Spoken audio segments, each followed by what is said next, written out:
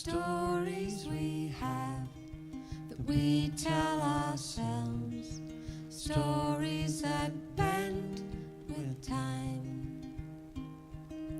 His stories change like books on a shelf, pages that need a rewrite.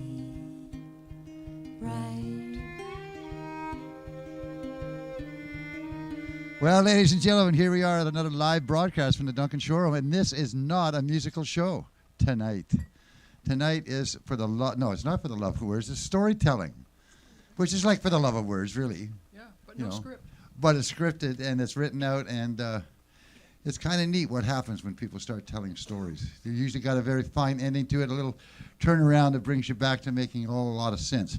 I have a bunch of those stories, but I'm not going to bring them up because they're a little risque. That's just the way I do it. For those who are here for the first time, those seats, those theater seats, I inherited them I answered an ad in the paper 23 years ago in December, beginning of December. There was 150 soft seat theater seats for free. And I was the first in line, so I was able to get them, but I couldn't pick them up till December 26th, which was the day after the 25th of December, which was a Saturday, which was the last day the Jehovah's Witnesses in Souk needed them. And then they had to be out of the building they were in because they were building a new Kingdom Hall. So I like to spout off that I received a Christmas present from the Jehovah's Witnesses so I could open up a music venue. That's called irony. Okay. That's called luck, I think. Yeah, it was luck. Well, no, basically what happened was I had a wheel and I had to go find a car to fit it. So I went looking around trying to figure out how I'm going to open up a venue. I was paying $75 a month rent, and I was behind on the rent. So like that was my living time. And all of a sudden I take on this job, and all of a sudden it's like $5,000, $7,000 a month you got to come up with to make this whole thing come together. And we've been able to do it now for 22 years. Wow. So when I look at this and I go, storytelling, which we started, 6 years ago? It was quite a long time. Long before, just before COVID. We had to stop before COVID. It was just an idea that this young lady had. And one of the librarians as well. And one of the librarians. So we kind of put it together. So when I look out here now and I see all these people out for tonight, I just go, wow, there is a reason why we're open. Thanks for coming out and supporting live entertainment and storytelling. This is a big thing to see. I'm going to turn the heat down because it's really hot in here. If you're on stage, you'll notice it right away. Anyway, Miss Portis, give it up for her. She's the one Lee Portis is the one who came to me and put this together. Give it up for her. Make her feel comfortable. Longevity doesn't give himself enough credit. To have a venue like this, I love this. This is my favorite venue to perform in, and it's wonderful to have it. And he's just given it to us. And he and Ted don't realize this. I was thinking I should tell them that one of the things that happens isn't just that stories are going on here or that people can see their relatives and friends tell stories no matter where they are in the world. They can tune in here. But now there have been instances where people have used the filmed story that they did so they could apply for other storytelling things. And so now, we would never have been able to do this, but now anybody who is told here has a record of it and has been able to move on to other things.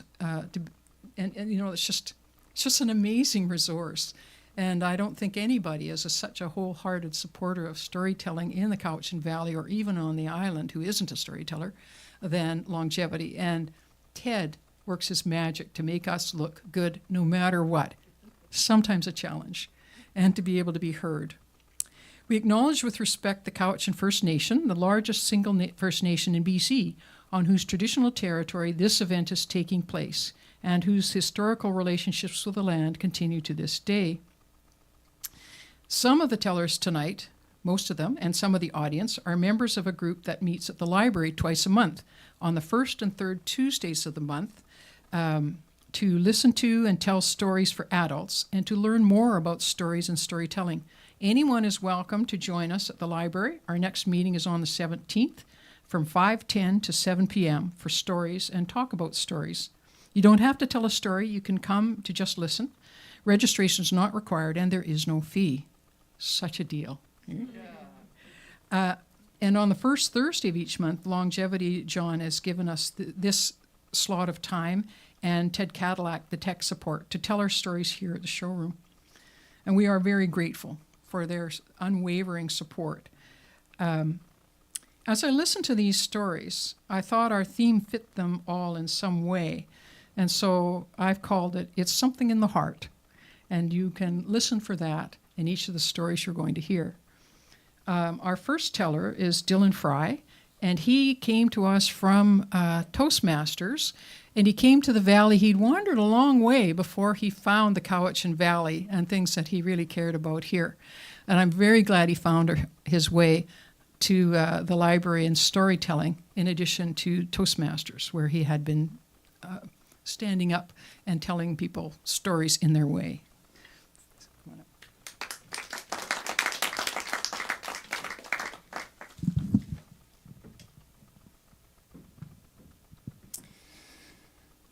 There was once a young man who lived in Cambodia, and his name was Little Bayo. And Little Bayo one day decided to leave his whole life behind, leave his home behind, his family, his job as a school teacher. He left everything behind to take robes, which means live at a monastery, become a monk, and live the monastic life. Now, the only monastery that was near his village was very poor. They had land, but they had nothing else. So they slept on the earth. And because they had bought the land, they were in debt. They didn't have any money for building supplies or contractors or construction workers or anything. So little Bayo took it on himself to learn the trades. He learned how to lay the foundation of a building, frame the walls, thatch the roofs, and he learned how to build brick walls, which is a lot harder than it looks. If someone's a professional bricklayer, they put some mortar, they put a brick, tap, tap, it's straight, next brick, mortar, brick, mortar, brick. It seems so easy, but it's not. Because when you're just starting out, you tap the top and it goes down. You tap the other side and it goes the other way. You tap the right side and it goes crooked. So it's actually kind of maddening. But luckily, little Bayo was a meditator. He was a monk. He had patience. And he had all the time in the world. No one was clocking his hours. No one was paying him. So he meticulously tapped every brick to get it perfectly straight, as much time as it took, brick after brick, day after day, week after week. And he built this giant, big, long brick wall. And at the end, he stood back to look at his handiwork. And then his eyes fell upon something. It was 2 bad bricks. 2 little bricks that were off-center. They were bad bricks. They ruined the entire wall. All he could see were these 2 bad bricks. And he felt so ashamed and so embarrassed. And the mortar had already set, so he can't fix anything. So he went to the head abbot monk of the monastery and he said, I'm so embarrassed about this wall. I've ruined it. I just desperately don't want anyone to see it. I want to destroy it. I want to knock it down. I want to explode it with dynamite. And the head monk said, the wall must stay. And so, of course, his word is the final word. So little Bayo, poor guy, every time he walks past this wall, he feels just this embarrassment and shame and hurt in his heart. If someone comes to visit the monastery and he's touring them around, he tries to steer them away from this wall so that they don't see it because he's so ashamed. And then some time goes by and a visitor comes. And the visitor's walking around the monastery grounds. And he comes to the wall and he says, that's a nice brick wall. And little Bayo hears this and he says, what? Are you insane? Are you visually impaired? Have you left your Coke bottle glasses back in the car? Do you need a seeing eye dog right now? Can't you see there's 2 bad bricks right here? And that's when the visitor said something that little Bayo would never forget. in his whole life. It was something that changed the way he looked at the wall, changed the way he looked at himself, and changed the way he looked at the world. The visitor said, "Yes, I see 2 bad bricks. And I also see thousands of good bricks." And something clicked in little Bayo's mind. Yes, there's so many good bricks. The bad bricks are here, but above there's good bricks, below there's good bricks, to the left, to the right, stretching this way down the wall, stretching that way down the wall. So many beautiful, perfectly straight bricks. And little Bayo, that was 20 years ago.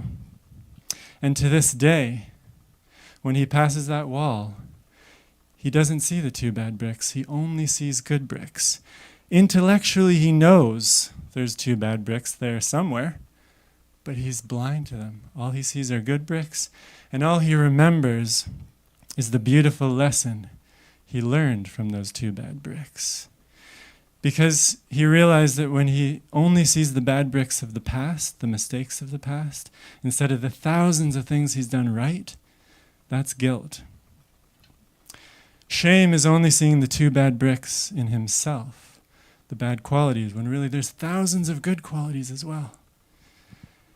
And fear is being worried about the 2 bad bricks that might happen in the future, the calamities that might happen, when really there's thousands of things that probably will happen that will almost certainly happen in the future. So those lessons stayed with little Bayo for the rest of his days.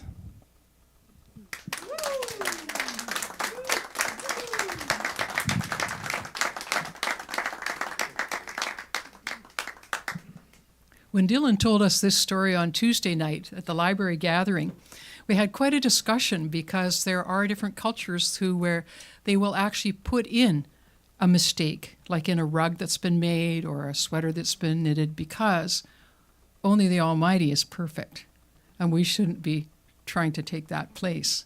So there's even other reasons to cherish what doesn't quite seem to work, because it actually does. And our next teller is Andrea Brimmel. Now, Andrea is now the president of the Victoria Storytellers Guild, and she began her storytelling in the library system, but as she advanced up, she lost her opportunities to tell that to children, and so she ended up coming to the Storytelling Guild. And right now, she is the lead in putting together the Conference for Storytellers of Canada, Contour du Canada. They have an annual conference down in Victoria, and that will be June this year. And there's various events, including public concerts down at, a lot of the events are at UVic. So to find more out about that, you would go to Storytellers of Canada. Right now, we don't have anything to hand out for you. But so Andrea's also been interested in some of her heritage and looking at some of the stories that come from the country where, in the end, she came from, via Canada, of course.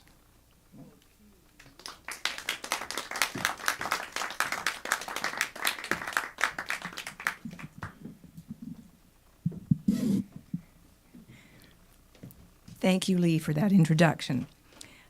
And it's wonderful to see you all tonight. I can almost see you out there with the bright lights of the stage.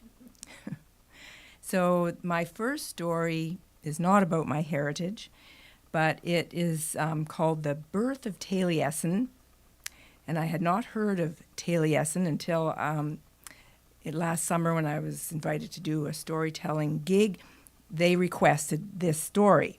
And Taliesin, for those of you who don't know, and I wouldn't blame you if you didn't, because I didn't know, he is the first Welsh poet and bard who was born in about the 6th century in the time of King Arthur and his knights.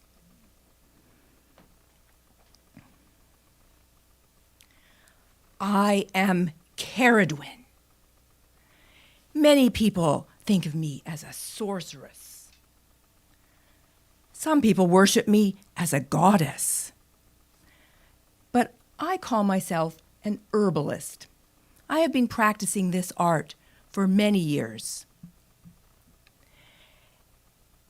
I have 3 children who are almost grown up now, a daughter and a son who are pretty normal. I have a second son who, for reasons unknown, was born ugly and deformed, and his mind is not right. I have puzzled over the years as to what I could do to help him with my art as an herbalist. There isn't anything I can do to make him handsome, I'm afraid, but I might be able to do something for his mind, make him intelligent, even all-knowing, give him the gift of knowledge with the right combination of herbs and plants. I have come up with a plan, and it means that I need to get out my biggest cauldron, and I must collect herbs and plants from all over the countryside and mix it and make a brew, and that brew, I figure, must brew and boil for a year and a day. Yes, this is a really long time. This is a huge undertaking. And I realize that I cannot do it alone. I must find someone to help me because the fire needs to be kept going for a year and a day, and somebody needs to stir that cauldron.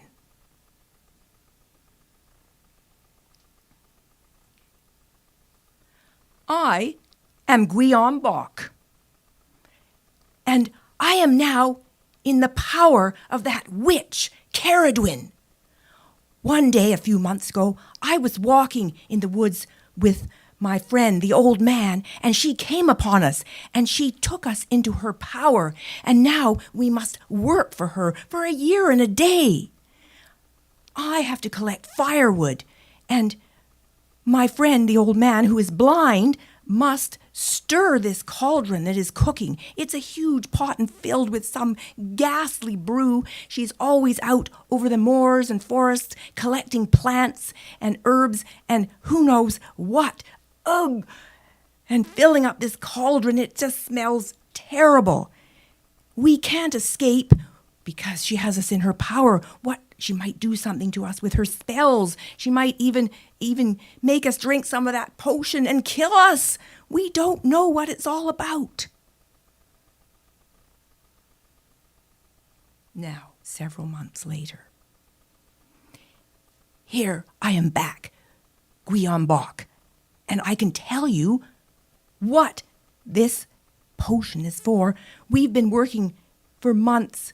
I've been collecting firewood. The old man is up day and night stirring this cauldron. Well, one day the old man overheard the witch Caradwin talking to her children.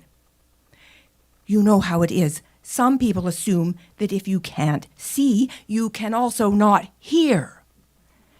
Well, he overheard that this brew is slated for her son, the one who is misshapen and his mind is jumbled.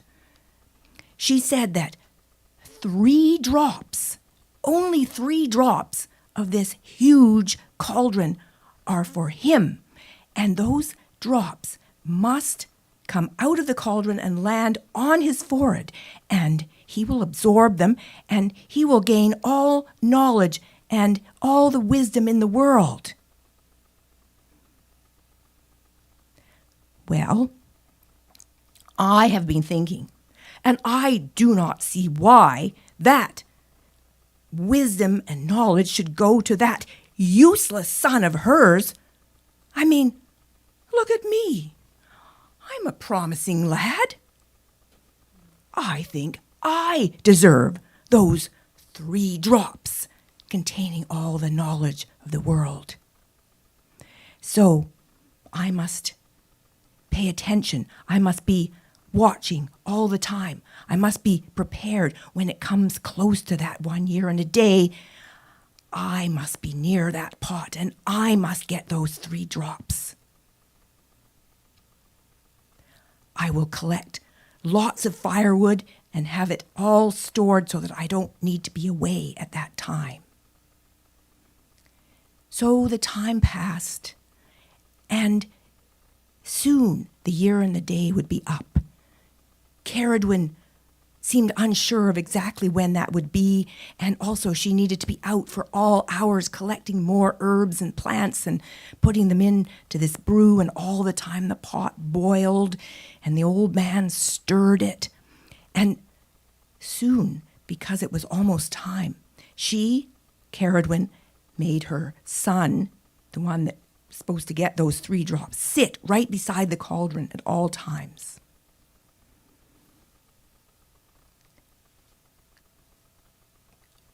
Here I am back, Gwion Bok. That son of hers is sitting right beside the cauldron, and he is so much in the way. But we're sure that it must be almost a year and a day, so I am vigilant and I am ready. I've got all the firewood we could possibly need to keep that pot boiling. And sure enough, soon, one morning, when the old man was stirring the pot, it began to boil and roil even more than before. And the old man was feared that it would fly up in his face. But Gwion Bok was there to help, and the son was crouched low beside it. And the pot made more bubbling noises and roiling noises. And then, all of a sudden, Gwion Bok saw the 3 drops come flying out of this pot and head towards the sun.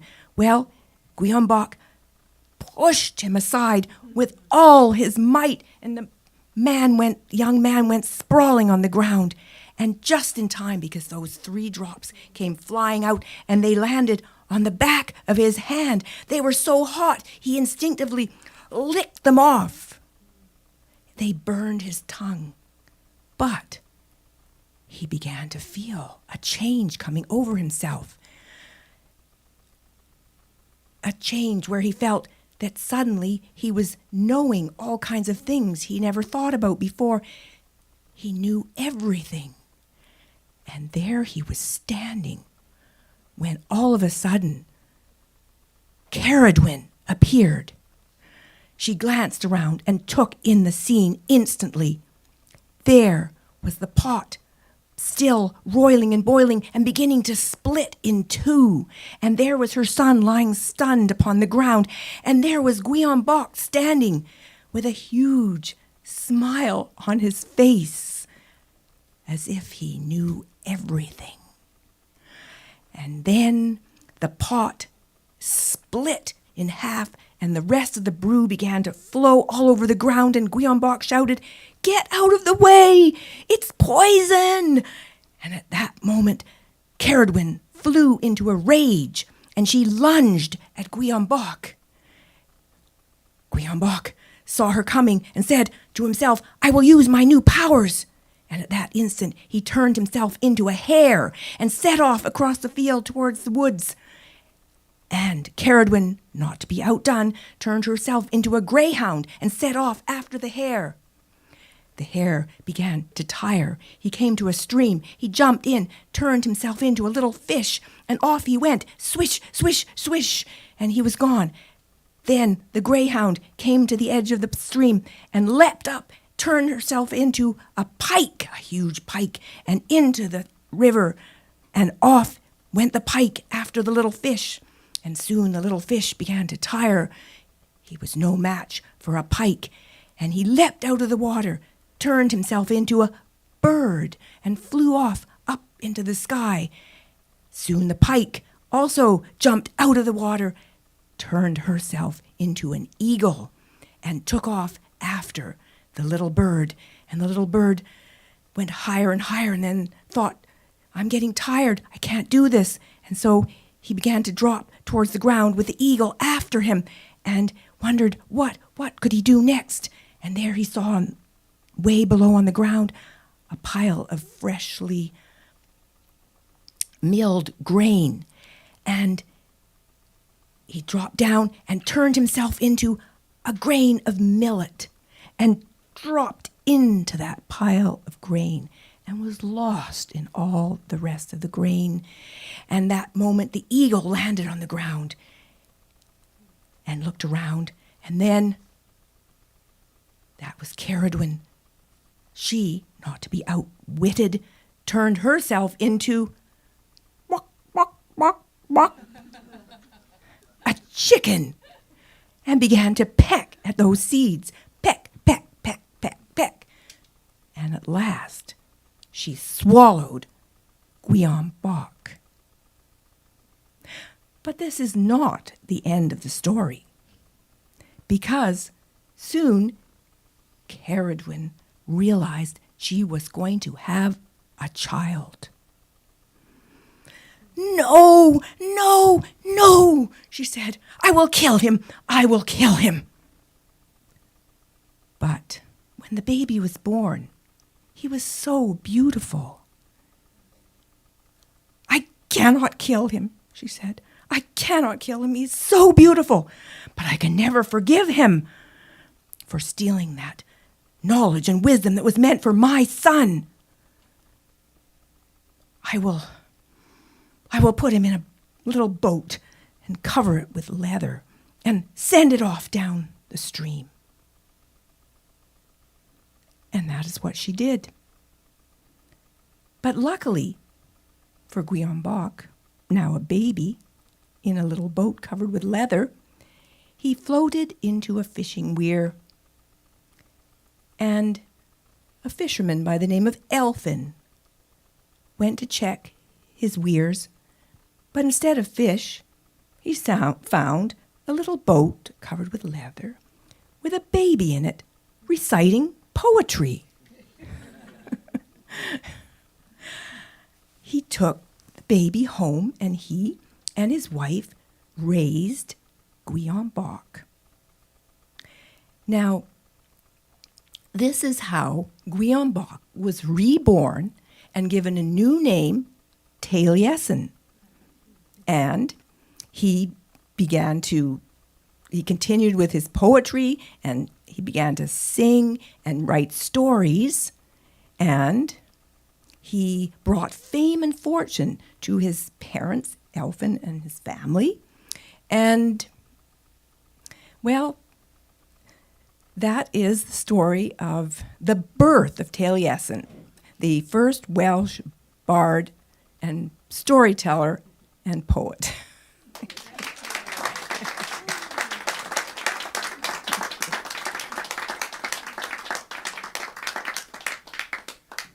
Thanks, Andrea. That's one heck of a family tree, eh? Our next teller is Bridget Larson, and she is one of our library group, one of our most faithful attenders as well. And she came to Canada via Alberta, as I understand it, later lived in the Okanagan for 18 years, and moved to the island in 2009. When she retired in 2016, she moved from Sydney to Duncan and felt she had come home. So, come on down.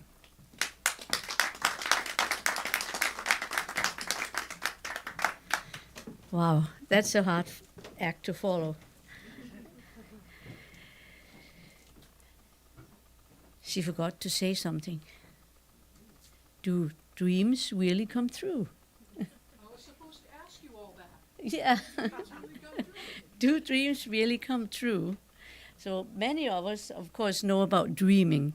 We can dream about maybe someday we will get a new house, or maybe someday we will win a lot of money, or any other kinds of lucks that we can dream about.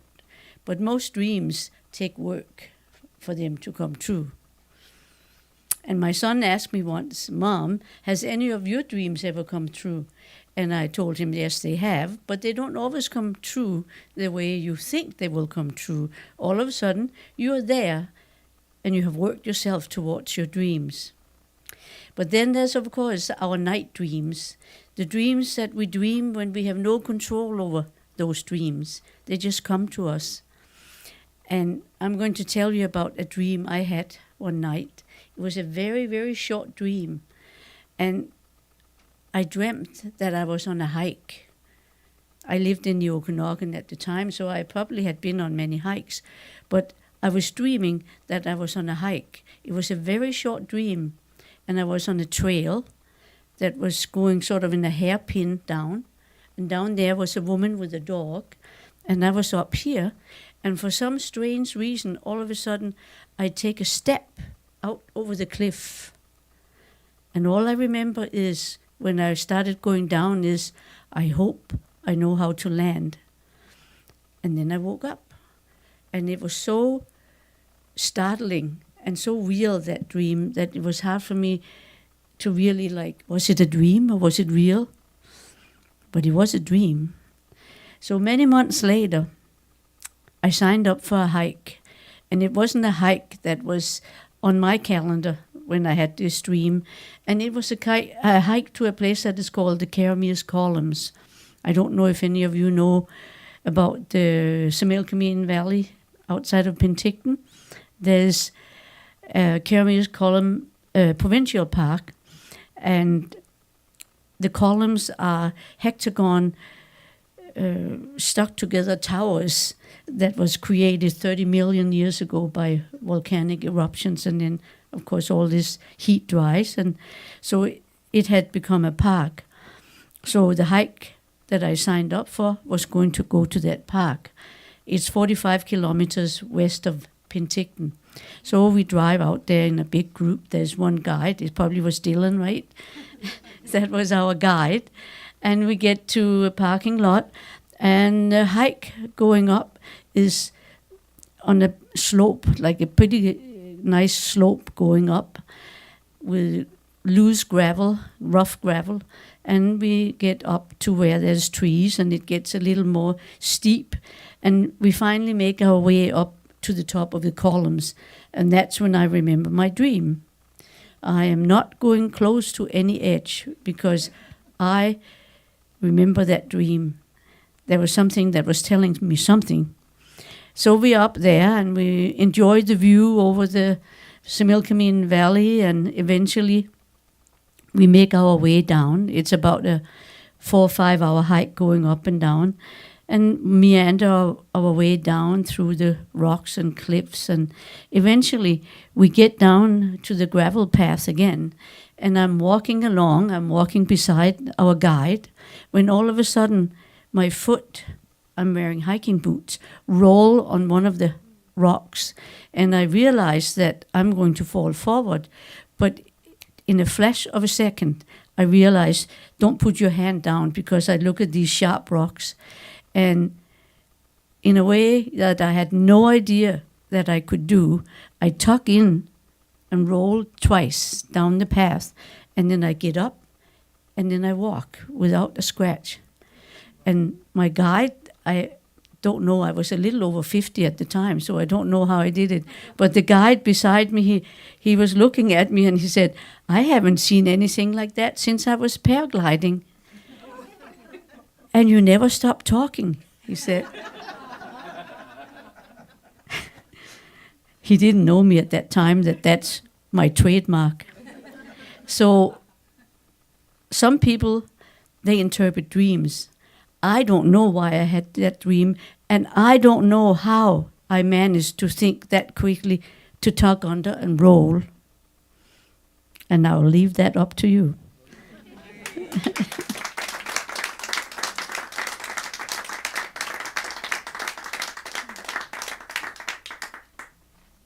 Never leave the stage empty. We learn in Toastmasters. That's why I'm waiting for you. Well, that's good. I can learn about Toastmasters and not even have to go there. Perfect. It's a good point. It is. So our next teller is Katie Ramsey, and she's taught for over 20 years across art, PE, and theater, 17 of those years for traveling and teaching abroad, including time in Tokyo, Seoul, London, Bangkok, Hanoi, Helsinki, and Phnom Penh. In this story, well, I suppose there's some learning, but I don't know if it's teaching. And she takes us to Paris on a short visit there.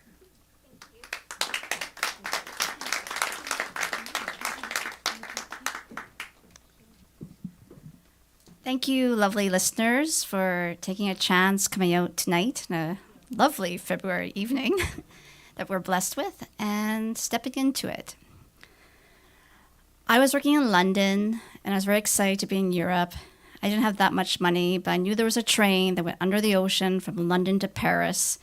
And basically, as soon as I had moved to London, I was like, I'm going to get on that train and go to Paris. I've never been. This is what I will do. So after working in London for about a month, I got my Eurostar ticket. I boarded that train. I had booked a hostel that had recently opened. New places always interest me when they just opened. Usually it's cheaper, you get a bonus or something strange happens. So I trusted my gut. I went to this new hostel. When I arrived at the hostel, I realized they were quite disorganized. The check-in was very confusing. Eventually, they gave me my key. I adjusted my backpack as they explained to me that my room, which I should be sharing with 3 other women, was on the 6th floor, and the elevator was not yet operational. Okay. So I walk up to the 6th floor, and I swipe my key. But this is not a room for 4 women. This is a 2-bedroom apartment with several showers, some bunk beds. It's a very large suite with a balcony looking down at the river. And I was like, interesting. I decided to enjoy the room that evening. I did not go back down to the front desk to say, I think you gave me the wrong key or the wrong room. I just went with it. And then the next day, I was wondering what happened. How did I get such a lovely room? I started tapping my key and realized that my key opened every door in the building. It's a very powerful master key they had given me. So I checked out a lot of the hostel, and I decided I preferred my room, and I would keep it. And down over breakfast that morning, I met a lovely young woman, and we agreed to go travel and explore Paris that day together. And she wanted to see the Eiffel Tower, and I was like, you don't have to go looking for that tower. I'm sure it will find us. I'm not going to spend the day going to the Eiffel Tower. That's a bit too common. So we went to some cemeteries and some nice cafes and went into a few libraries and did some kind of nerdy things, I guess. And that evening, we returned to our hostel, and they had a bar restaurant, and we each took a nice white glass of wine. And I sat in a nice leather chair watching the continued disorganization of this hostel with my feet up on an ottoman as we cheered. And just then, a man walked by and knocked my ottoman. And I looked up at him and made note. Continued talking to my friend. We had our 1 glass of wine, and we decided to go back to our rooms. So I had to walk up to my penthouse. And just as I pulled out my key to swipe the door, something told me I had to go back down. So I went down. And I walked up to that man, and I said, Parlez-vous anglais ou français? I tried that. And he said français, and I was like, oh no, here we go. Have to speak French now. And when I meet someone new, often the first thing I ask them to predict whether or not we'll be friends is, what are you passionate about? And if the person can answer this question, I'm probably interested in them because they have a passion. So I asked this handsome man, what are you passionate about? And he asked me, what kind of question is that? That's not a first getting to know you question. And what are you passionate about? So I looked at him and I said, well, currently I'm really into interactive installation art that's made with sensors and lights and sounds, and that when you turn it off, it just goes back into USB stick and disappears, so it doesn't make any rubbish. And he looked at me.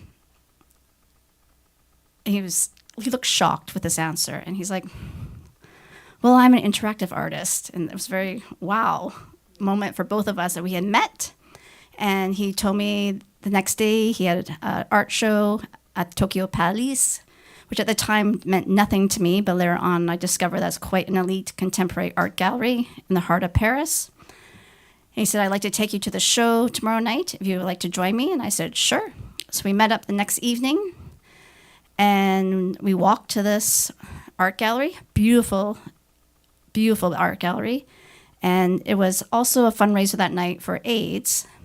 So there's lots of celebrities, TV people, all these personalities that I did not recognize, but I could tell we were very underdressed and didn't really belong there, but we were guests because he was the artist, one of the artists. And I've never seen or had better food than that evening. I have a very vicious, violent dairy intolerance, but I ate everything that night. I never seen bison bacon like in a big green cilantro mousse and all these macaroons and free glasses of champagne. So we enjoyed our evening there. And then it was time to leave. And he took me outside. He's like, I'm going to cover up your eyes. And I want you to walk down these stone stairs. And I was like, that's a bit crazy. We just met. I don't know if I want to walk blind downstairs towards a river. That just seems a little sketchy, even for me. But I agreed to do it. And so with my eyes closed, we went down the stairs. And I was uneasy. They felt very hard beneath my feet in the cool night air. And then when he took his hands off my eyes, there, all lit up and sparkly and ridiculously romantic, was the tower. And that was our first kiss. And last time I told the story, someone asked me how I felt about that girl who just wanted to go see the tower. And I was like, oh, that's a good point. Kind of worked out better for me. But the real magic of this story is when I was up on the 6th floor of that building, and I decided not to swipe my car, but to step outside my comfort zone and go back down the stairs. And that's why I'm so grateful that everyone here has taken the chance with our storytelling and community and getting to know each other and coming out. Thank you.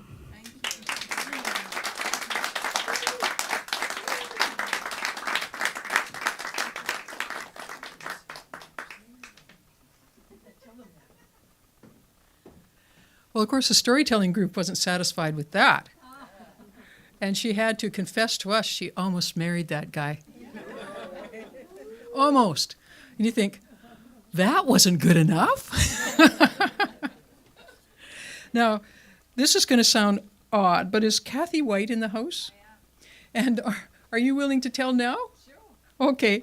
Why I wasn't sure, because I actually haven't met her. Kathy is a teacher and therapist, and she's not new to public speaking because she's a Toastmaster since 2012. And it was Dylan who contacted her, and I'm very happy that he was able to persuade her to come tonight. In the last 12 months, she's immersed herself in myth and story, fascinated how the old stories can give us light in the dark, show our humanity, and describe the forces of nature, bring much needed clarity and mystery to our spirits and souls. I don't know if we can really live without a mystery, of anything. What makes us stand and think, what? Mystery. So bring it on, Kathy. Thank you very much.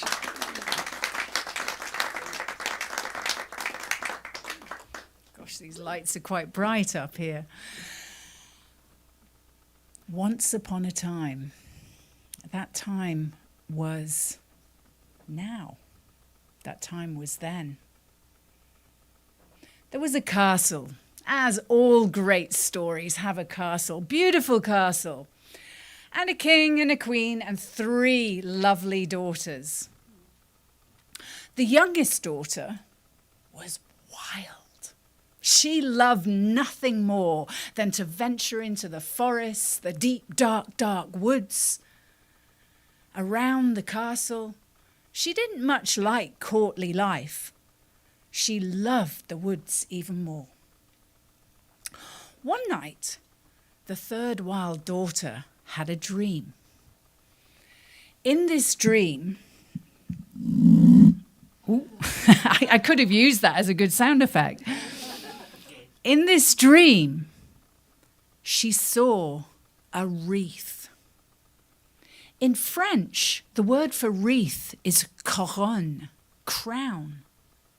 This wreath, this crown was made of inlaid gold and silver and rubies and diamonds. It was the most beautiful thing that she had ever seen. When she woke in the morning, she was filled with desire. I must have that wreath. She ran to her father, and although we're not meant to have favorites, she was the favorite daughter.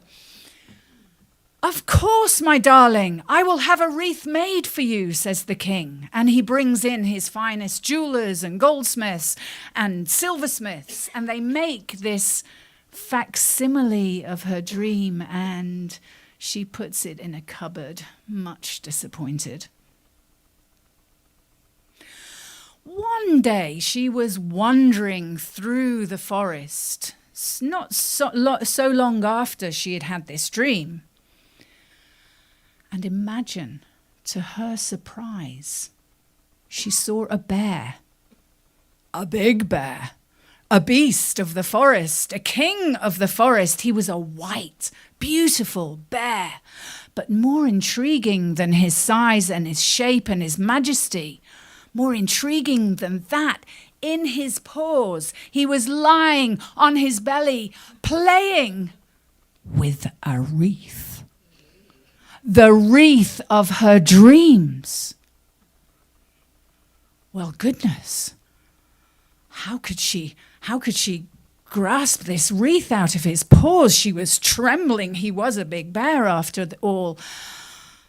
She thought, she crept out from behind the tree where she was looking at him and got so much courage to say, "Dear sir, would you be so kind as to give me your wreath?"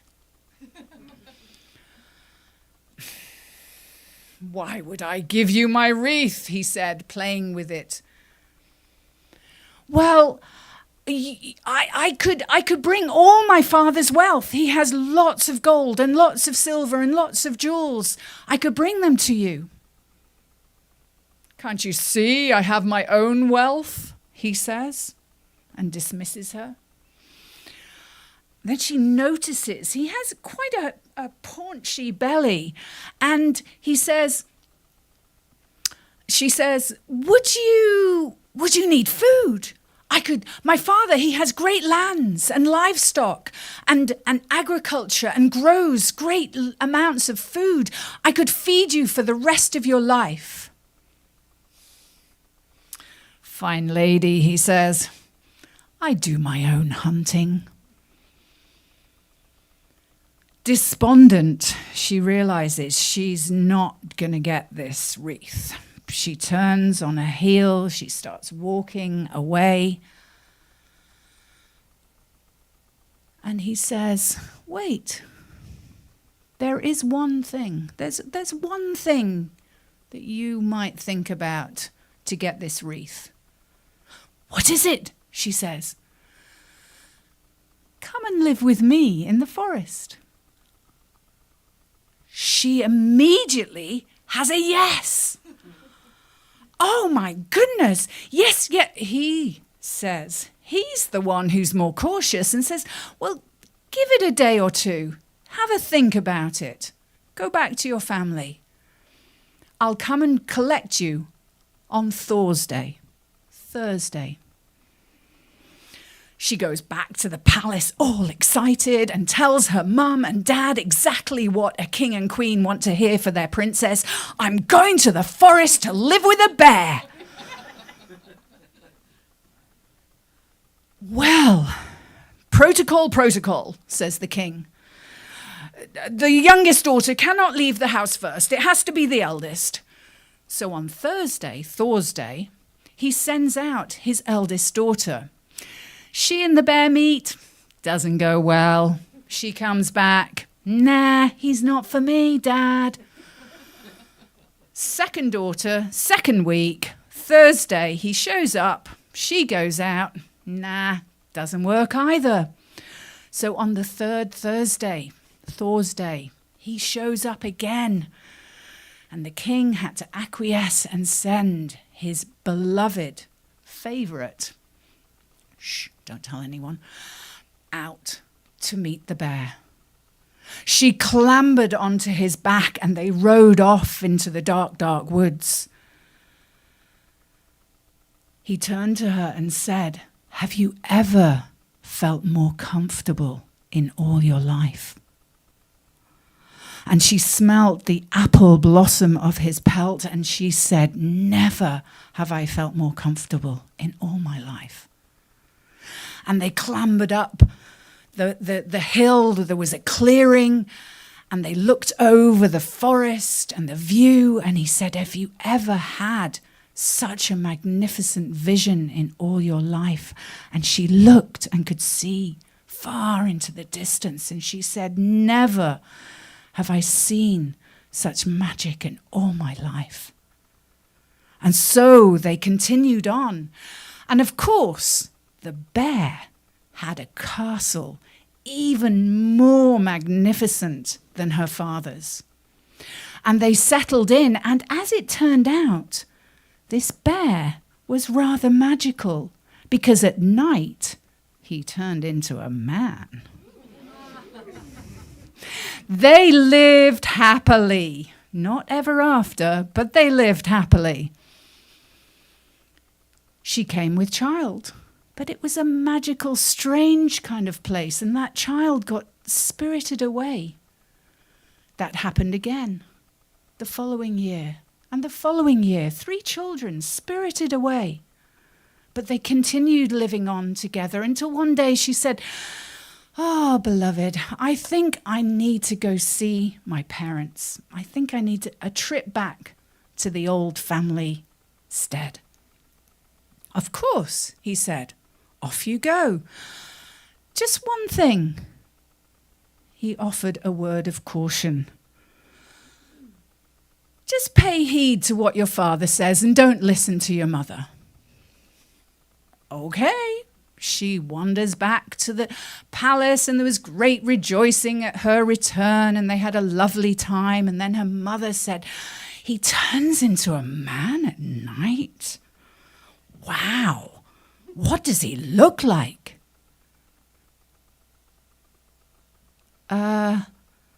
It's always dark. It's always dark, Mum. Well, you must have a glimpse of his face. Here, take this candle, take these matches, take them and light up his face. You must see what he looks like.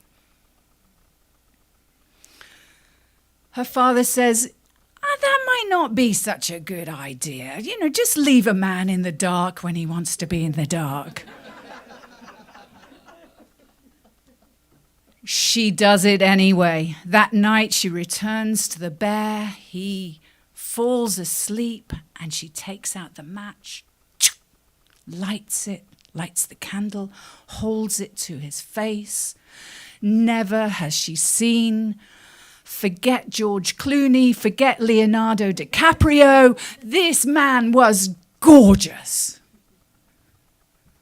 But as she held the candle, she was rather careless, or maybe shaking with so much beauty, that a drop of wax fell upon his throat, and he awoke.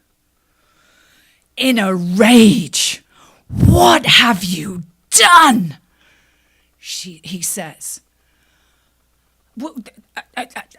I am now cursed. The curse upon me is that I have to marry the hag troll queen. If you had waited 1 month, the curse would have lifted. Now you've done it. And he goes charging off into the forest. She tries to run after him. She tries to grab his coat and get on his back, but to no avail. He was gone. And so she wandered. She wandered looking for him. She could have gone home, but she didn't.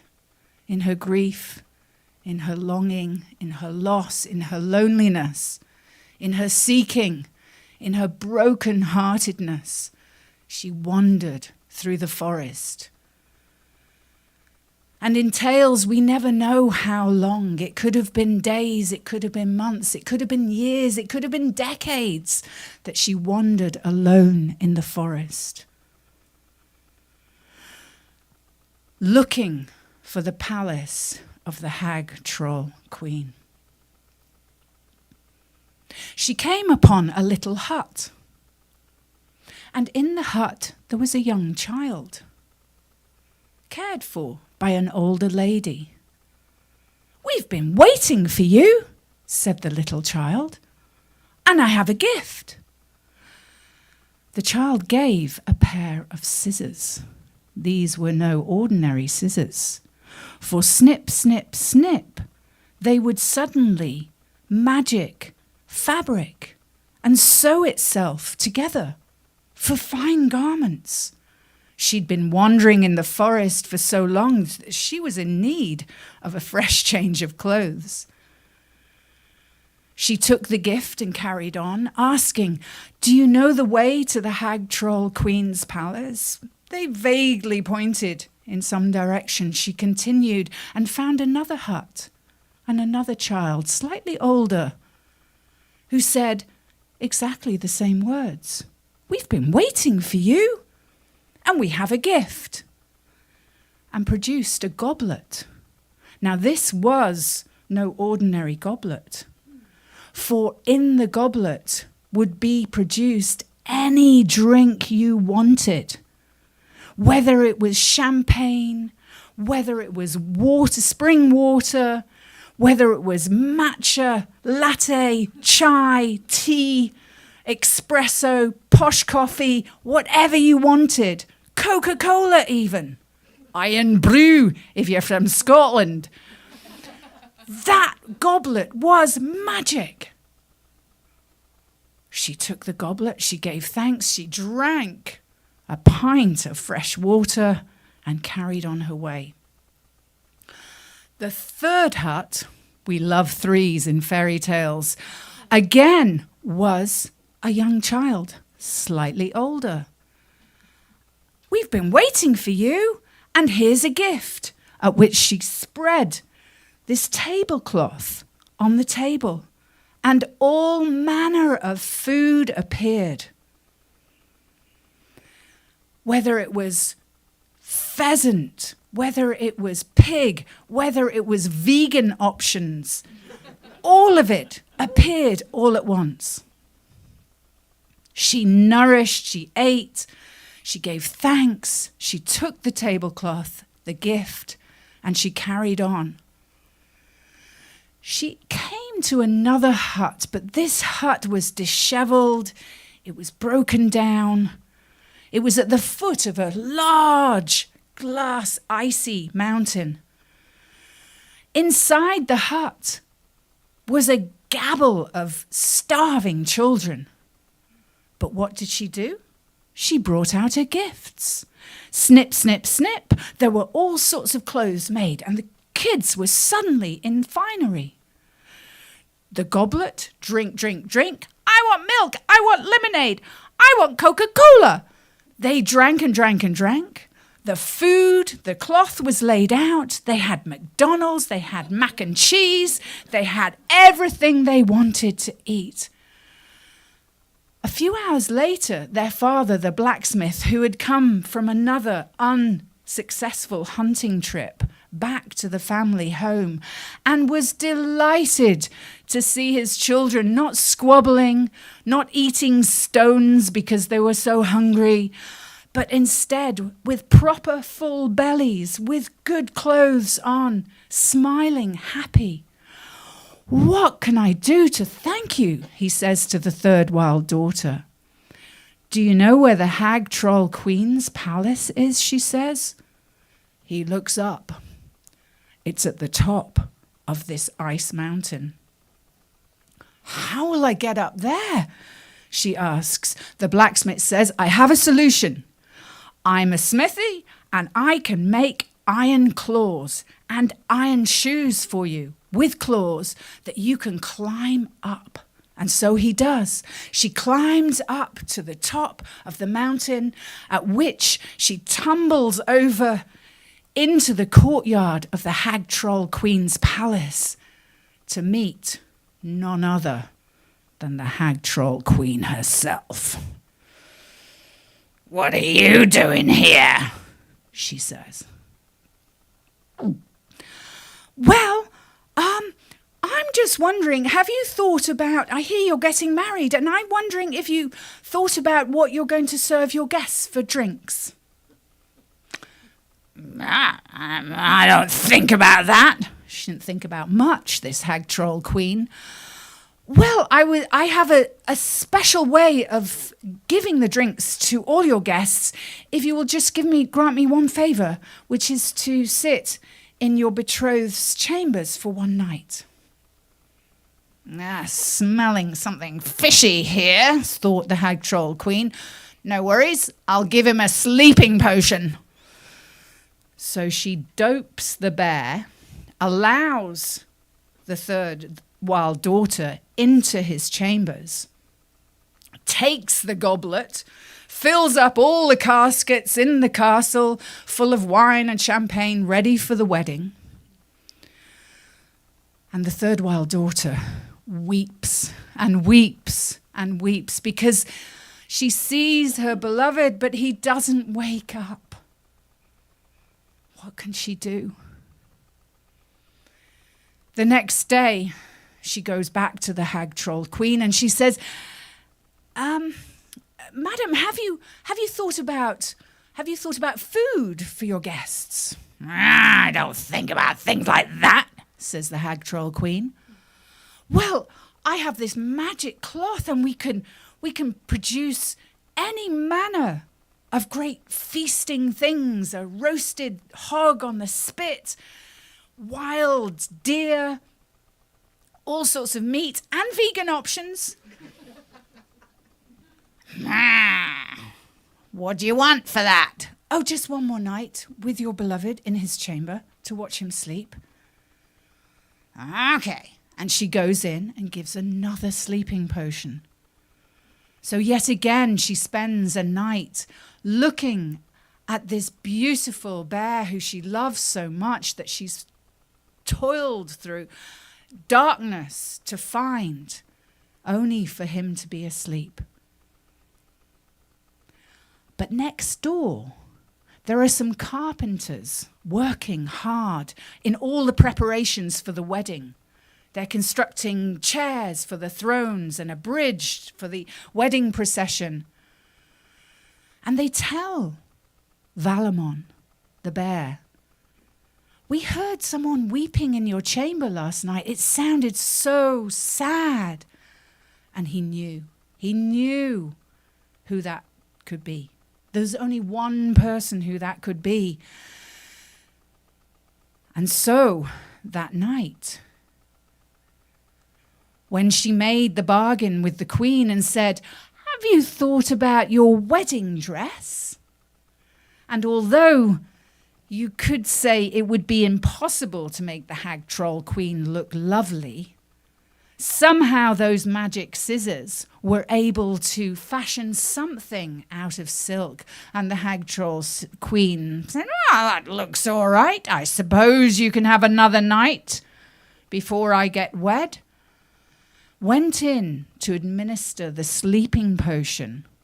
And she was even more suspicious on this particular night. So she took a needle from out of her hairpin. She took the bear's paw and she gave him the sleeping potion, and just to check that it was working, she stuck it into his paw, which any one of us would have flinched and screamed and shouted. He clenched his teeth and feigned sleep. Entered in the third wild daughter, and they had such a reunion, a night of happiness, of joy, of connecting again. And the carpenters next door heard such laughter, such joy. They knew they had to help, they had to support whatever was going on. So they came the next day and said, how can we help? What can we do? And so they hatched a plan. As the wedding procession was taking place, the hag troll queen was at the front. The bear was a few steps behind. And as they went over the bridge towards the thrones where they would be married, the carpenters put a trap door. As soon as the hag troll queen stepped onto the trap, it opened up. She fell through the bridge, fell through the chasm, fell through this story and into another one. And the bear stepped back. The bear was reunited with his third wild daughter, Princess. Such joy, such merriment. They returned, as all stories do, come full circle, to her parents' castle, where there was a wedding that is still happening to this day. And all your childhood friends and all your favorite animals were at the wedding. And they say that it took 7 men, 7 days to even stir the mustard for this feast.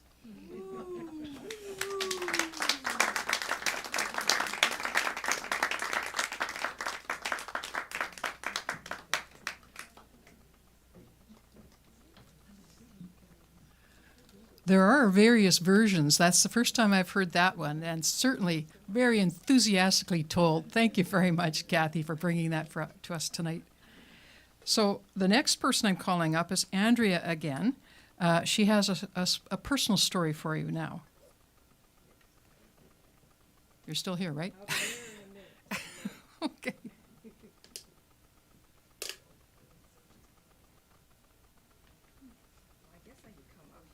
Yeah, I better not get off until you do, or Bridget will be after me.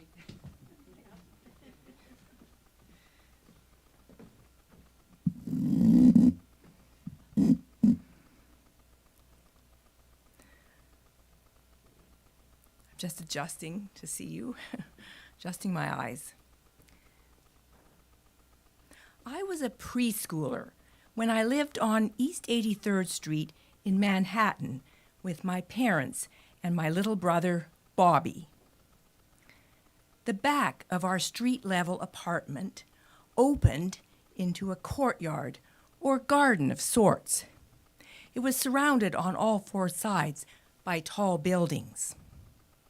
On the left-hand side, there was a restaurant. My brother and I could walk over and look into the basement kitchen of the restaurant and watch the cooks making breakfast. They would grin up at us, their faces shiny with the heat of cooking.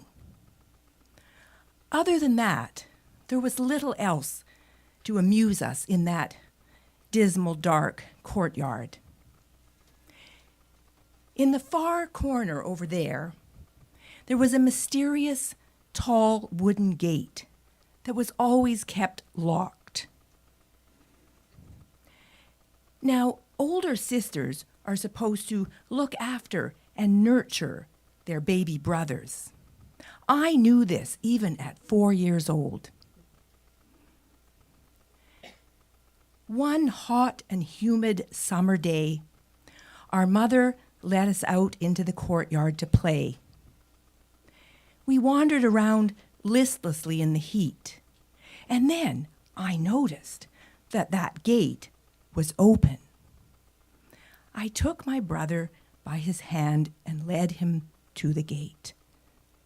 I looked out, and I immediately sensed danger.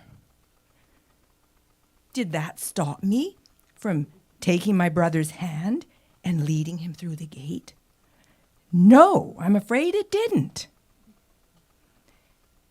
Now, stretching out along the side of the next building, there was a narrow concrete ledge. I took my brother's hand and slowly, we walked out on this ledge. It was amazing. We looked down onto the green tops of trees. And way below that, the concrete of the sidewalk with dirt and leaves blowing around in the breeze. Just telling you this story now, I feel like freaking out and screaming with terror. Where was my fear of heights then? Well, I must have been a little nervous because I was wondering how I was going to get around my baby brother to lead him back to the courtyard. Just then, I heard my mother say my name. We turned and looked towards the gate, and at the end of that narrow ledge was my mother standing, looking so calm. She began to walk toward us, slowly, slowly, along the ledge, her back to the wall. When she reached us, she took our hands and began to lead us back, inch by inch, slowly, slowly along that ledge, until we got into the safety of the courtyard. She turned and closed the gate and shot the high deadbolt into place. Then she knelt and enfolded us in her arms. I always remember the calmness. She never scolded me. And she must have been terrified.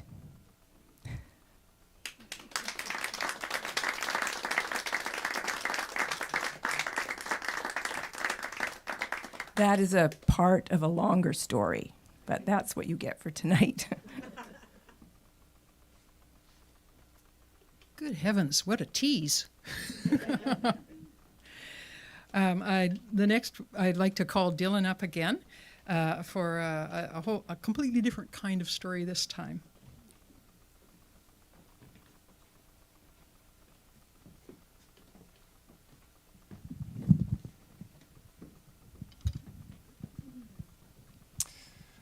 A long, long, long time ago, in a galaxy far, far away, in a realm far, far away, there was a palace.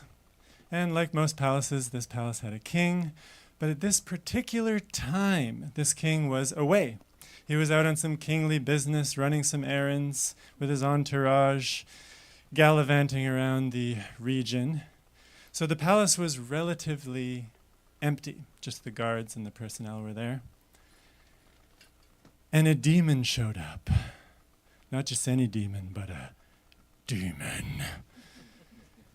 And this demon was so ugly and smelled so bad. And his language was so offensive that the guards froze and were temporarily shocked. And because they were temporarily immobilized, this demon strode past them and strode into the palace and strode into the throne room and sat on the throne. And the guards kind of snapped out of it and were shocked to see this demon sitting on the throne. And he started yelling at them, "Get out of that throne, you can't be there. Get out or we'll carve you out with our swords." And with every angry word they said and every angered gesture they made and even every angry thought they had, the demon got a little bit bigger and a little bit uglier and a little bit smellier, and his language got a little bit more offensive. And this went on for quite a while, maybe a few hours, until finally the king got back. And by the time the king got back, the demon was huge. The palace had very, very tall ceilings. And this was a giant demon now. His head was up against the ceiling. And he was so ugly. His face was so twisted and deformed. It hurt to look at. It was so shocking. And his smell by this time was indescribable. It was like a pile of compost and garbage and diapers full of Indian food and Bigfoot's jockstrap that hadn't been washed in years, all that, and the cooking on an apartment building floor, all that times 100. And his language by this point was so offensive, such vitriol, such horrible things he was saying. These guards were breaking down in tears. They'd never heard anything like it. So the king walks in on this scene, and he assesses the scene. And luckily, he's a very wise king, and he understands what's happening. And he walks up to the demon and says, "My friend, welcome to my palace, welcome to my home. Can I offer you a drink?" And with these few kind words, the demon gets a little bit smaller. His smell is not so bad. He's a little bit less ugly. And his language is a little bit less offensive. So the castle guards and personnel, they catch on pretty quick to what the king is doing. And they join in. And they say, yes, can we offer you a cup of tea? Maybe some Earl Grey, some orange pekoe, or maybe even some peppermint. It's good for your health, you know. And can we offer you a snack? Maybe a sandwich with the crusts cut off from our royal kitchen. Deviled ham, your favorite. Or maybe we'll order some pizza, monster-sized pizza for a monster-sized demon. Just kidding. And again, with every kind word, with every kind gesture, even with every kind thought, the demon got a little bit smaller. His smell was not so bad. He was a little less ugly, and his language became a little bit less offensive. And by the time the pizza delivery boy arrived, he had shrunk down to the size he was when he walked in the door. But they didn't stop there. They kept being kind. They kept being nice with their gestures, with their words. One guard was massaging the demon's left foot. Another guard was massaging the demon's right foot. Someone was massaging his shoulders, and the demon was saying, oh, that feels really nice. And the demon got smaller and smaller and smaller and smaller until you could barely see it. And they kept saying nice, kind things. And the demon disappeared. And the wise king turned to his people that were all gathered in the chamber room and said, this was an anger-eating demon. Sometimes the anger-eating demons in our lives are our relationships, our partners, family, friends. The more angry words, the more angry gestures, the uglier it gets. Sometimes it's the pain in our life. I don't like this pain. Pain, get out of here. I don't like you. It just makes the situation worse. Sometimes the anger-eating demon is a disease like cancer. You get out of my palace. Get out of my body. But that anger just makes things worse. And the king said, all an anger-eating demon needs is a wise king to say, welcome. Welcome to my palace. Make yourself at home. Stay a while.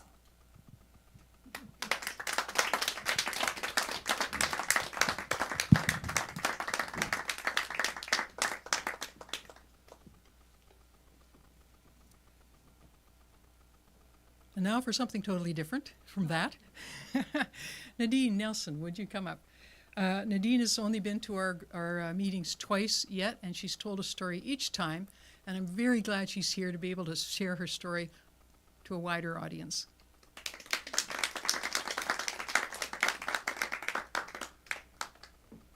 Good evening. Lovely to see you sitting there in the shadow. I'm here to tell an Anansi story. I don't know how many of you have heard of Anansi.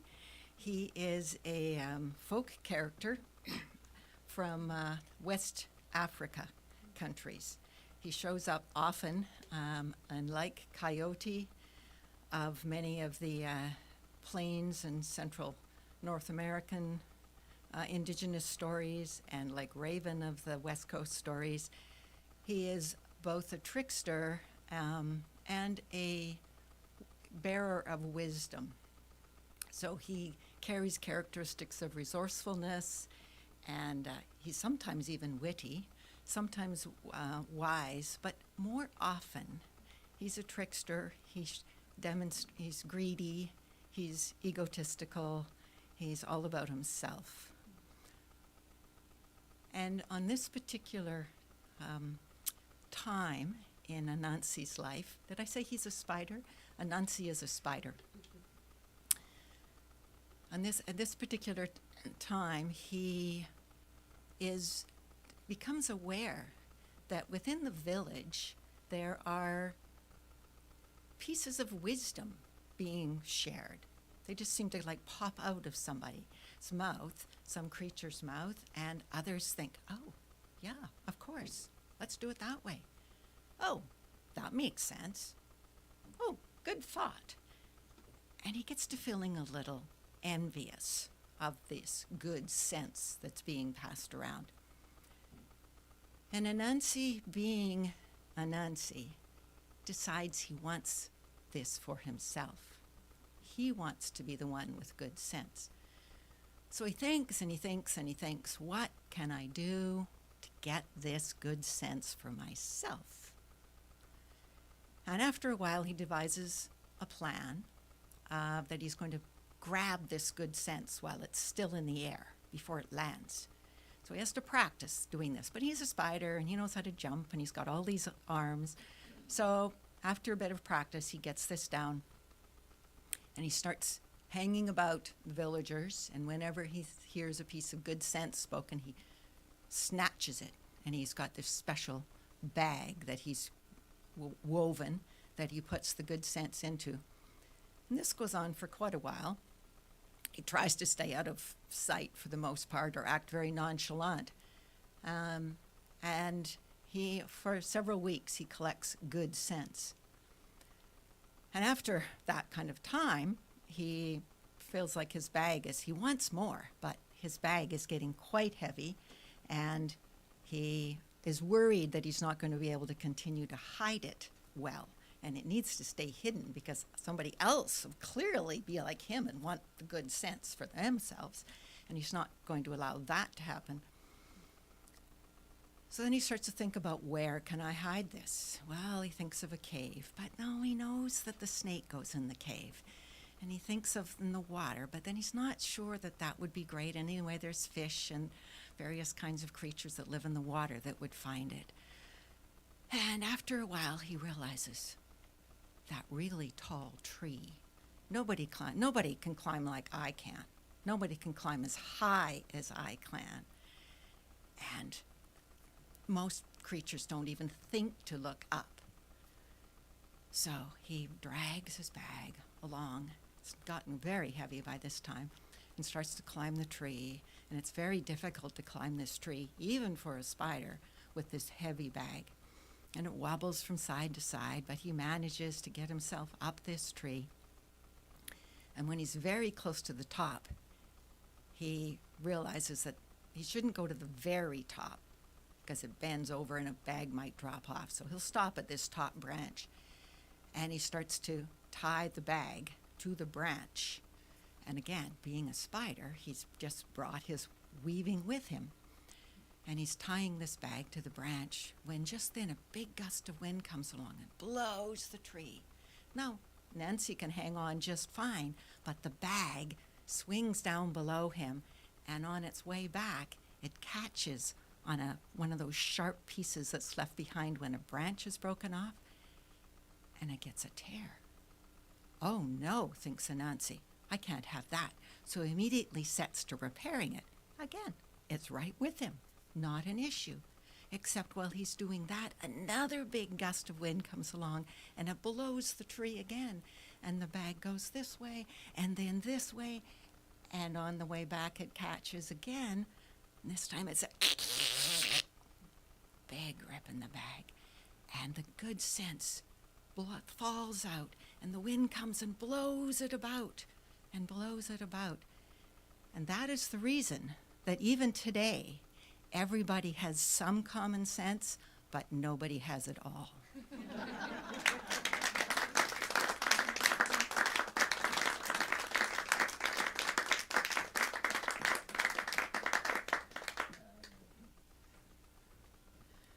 So I know this is probably not a good thing to do, but I can't resist. I would like to tell you a story as well. But first, I have a commercial announcement.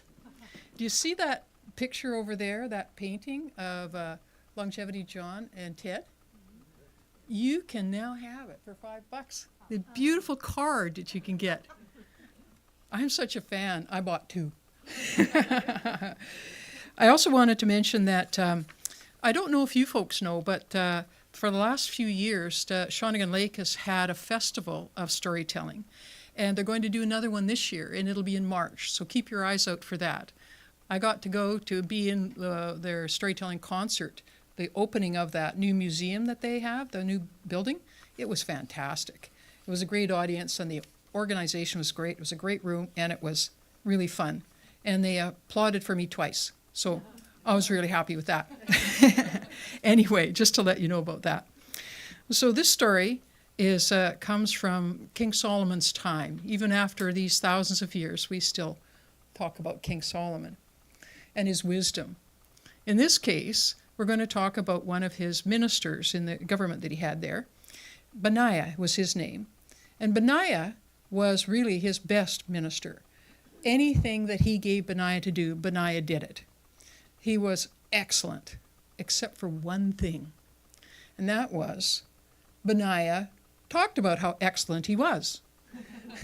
he would, well, it was actually boasting, really it was, about how he had never failed King Solomon. Anything he'd been given to do, he did do. Now, King Solomon really admired Benaiah, and he liked him too. But this bothered him. This is not seemly for a minister of the crown to be doing that, to boast about this. So he thought about how he might bring Benaiah down a peg. So he thought up a task for him to do. And he called Benaiah to him and said, I have this thing I want you to find for me. It's very important. It's very precious. It's a ring. And a ring that when a sad person looks at it, become happy. And when a happy person looks at it, they become sad. Now, it's 6 months to Sukkot, the celebration. I give you that much time to find this ring for me. Well, Benaiah was very happy. This was an interesting task, and off he went. Now, being Benaiah, he approached it in a very intelligent and thorough way. First, he went to all the docks, and he checked with all the sea captains. He asked them all, in all their travels throughout the earth, had they heard of this ring? That person looking at it who was sad would become happy, and a happy person would become sad. None of them had ever even heard of it, never knew, never mind knowing where it might be. So then he went to all the places where the caravans came through. And he talked to the leaders of these caravans. In all of their travels, had they ever come across such a thing? Well, once again, nobody had ever heard of it. No surprise to us, because we know it didn't exist, right? Solomon just made that up. So he looked and he went back different times, because there'd be different captains in and different caravans. And he went to all the jewelry sellers in all the cities. Nobody had ever heard of it. Some of them got tired of seeing Benaiah again as he searched, and the months went by. And he was feeling more and more desperate about this and feeling worse and worse. In fact, he felt so bad about this, he stopped visiting his friends. He stopped going out or doing anything for himself. He kept trying, and Sukkot was coming closer and closer, and he was feeling so depressed about this and desperate about it. He'd just about given up. He had one more morning, it was early morning of the day of Sukkot, and he went down to the marketplace, and he looked for the jewelers' tents and such. And he was in one part of the market that was really not a high scale part of the market. Lesser goods there, not quite, kingly type of place, you might say. And he happened to see a young man who was just starting to put out the wares on the blankets in front of the tent. He went up to him and he put the proposition to him. Do you know where I could find a ring that when a happy person looks at it, they become sad, and when a sad person looks at it, they become happy? No, sir, I don't think I've ever even heard of such a thing. And Benaiah heaved a sigh and he began to turn away. But then the young man's grandfather called out to them. No, he said, come. And so Benaiah trudged his way in there, and the old man got out a ring, and he started to engrave on that ring. He engraved that ring, and when he showed it to Benaiah began to smile. He gave him his whole bag, every coin that he had, he gave to this fellow. And off he went, striding back home. He got himself ready, and he went to the celebration. And when he got there, of course, lots of ruckus. There was food, there was music, there was singing, there was dance. And he went into the room, and he sat quietly there with the ring in his pocket. Eventually, the king noticed him and began to smile. Come forward. And Benaiah came forward. He says, well, Benaiah, how have you done on the task that I set you? And he bowed to the king and he says, I have it here, sir. And he pulled out this ring and he handed it to the king. The king looked at what was written on it, and that smile faded. And he said, yes, you have accomplished what I set for you, and I never thought it was possible. He says, you've given me great wisdom with this. And he took the ruby ring off his hand and gave it to Benaiah, and he said, I will wear this and remember this for all the rest of my days. Because written on that ring was, this too shall pass. And I'm afraid to say, this too shall pass tonight as well. And I'm very happy to see all of you here, especially your story virgins. I mean, if you looked at us people who've been up on this stage, and we were just walking down the street, think, oh, it's people walking down the street, you would never believe that we could bring you this kind of magic, right?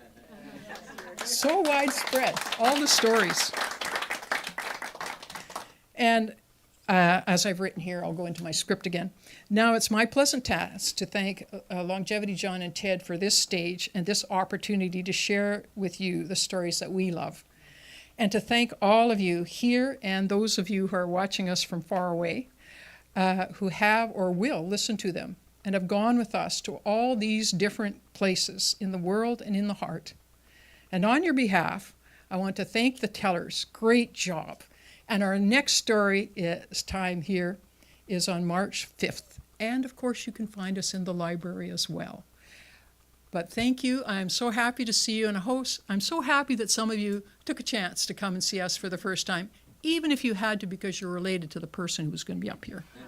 It all counts. Thank you.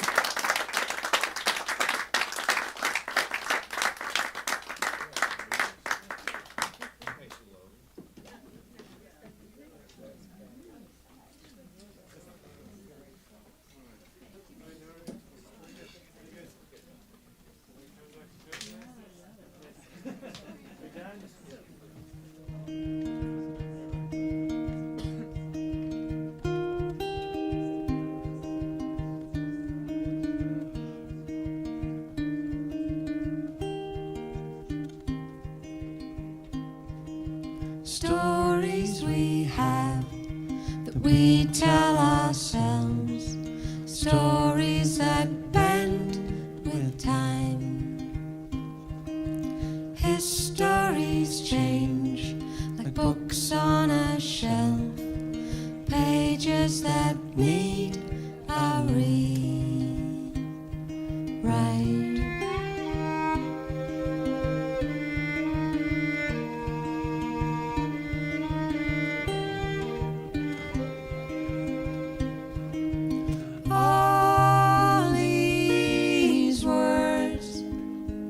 All these words we leave behind.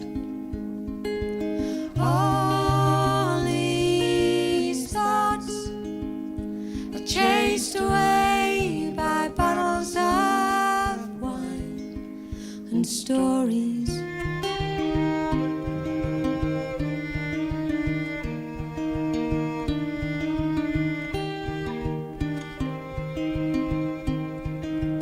Memories fade, we polish the past and let all the sorrow rust. Fill in the blanks, make up the end from part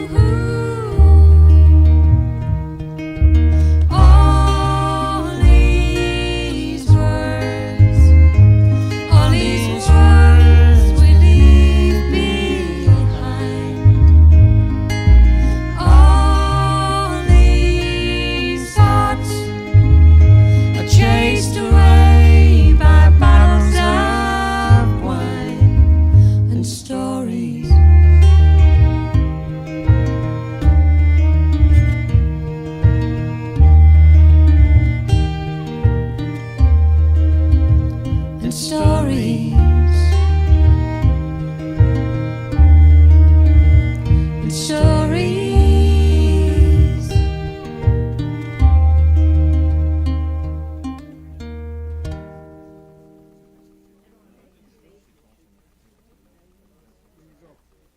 Right in the thumb.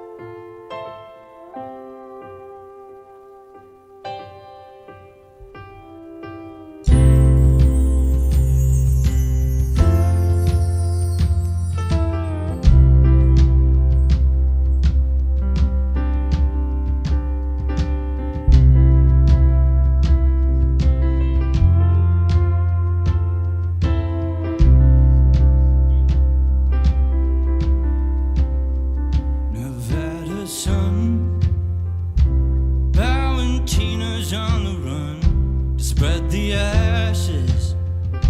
Maria's rosary on her dashboard. Maria was a bastard, but she promised her hand, and the promise chased her southward, for her love was all she had.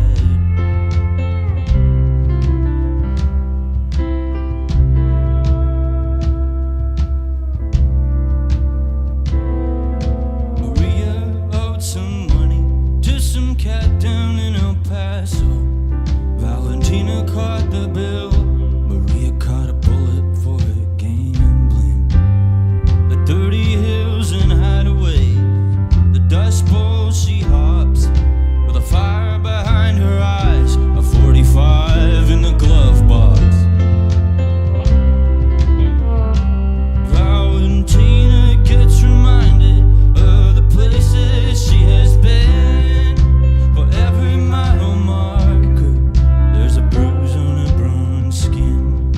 A shallow grave in Mojave awaits the man and drag her in, 'cause Valentina is tired of running.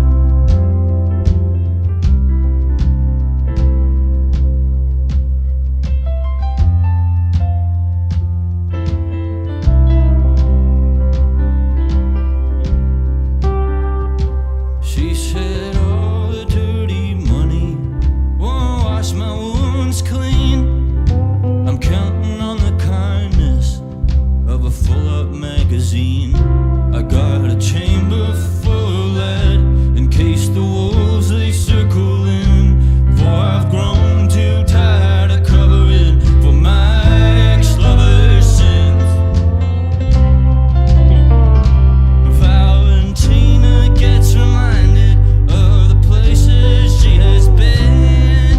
For every mile marker, there's a bruise on her brown skin.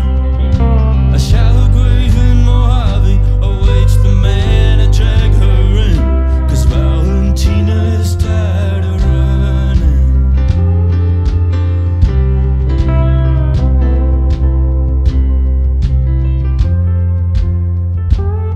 I hear her name out on the highway.